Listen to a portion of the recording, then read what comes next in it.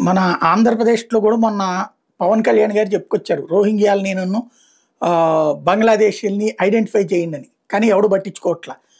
ఆయన సీరియస్‌గా చెప్పారు. డీజీపీకి లేఖ రాశారు. చీఫ్ హోమ్ సెక్రటరీకి లేఖ రాశారు. రాసినా గూడా ఇక్కడ ఎవరు స్పందిస్తున్న దాఖలాలేం కనిపించట్లేదు. ఉంటే బ్రేకింగ్‌లు రచ్చరచ్చ నడిచేది గదా! ఏం జరగట్లేదు.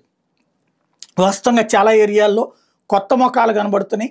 టోపీలు పెట్టుకు తిరుగుతున్నటువంటి వాళ్ళు కనబడుతున్నారు. స్థానిక ముస్లింలతో సంబంధం లేని వాళ్ళు కొత్తగా ఇల్లు తీసుకున్నటువంటి వాళ్ళు కనబడుతున్నారు. గుంటూరు, విజయవాడ లాంటి చోట్లనే. కాబట్టి సీరియస్‌గా దృష్టి సారించాల్సిన సందర్భం ఉంది. బట్ బీజేపీ పాలిత రాష్ట్రాల్లో అయితే మాత్రం చాలా చోట్లన అలాగ ఐడెంటిఫై చేసినటువంటి సంఖ్య పెద్దదిగానే ఉంది. ఈవెన్ ఢిల్లీ లాంటి చోట్ల దాదాపు 1500 మందిని ఇప్పటికి 11,000 మందిని 11,000 మందిని ఐడెంటిఫై చేశారు. దొరికినోళ్ళని దొరికినట్టు డిపోర్ట్ చేస్తున్నారు. ఇప్పుడు తాజాగా ఇట్లా సరిహద్దుల్లో ఉన్నటువంటి వాళ్ళు ఢిల్లీ కాకుండా మిగతా ఒక్క నెలలోనే 742 మంది ఇన్ఫిల్ట్రేటర్స్‌ని అక్కడ ఐడెంటిఫై చేసి సరిహద్దుల్లోనే అట్టిపెట్టారు. వీళ్ళందరినీ కూడా ఆపరేషన్ పుష్ బ్యాక్ అనేటటువంటి పేరుతో వెనక్కి పంపించే ఏర్పాట్లు చేస్తున్నారు బంగ్లాదేశ్, బర్మాలకి.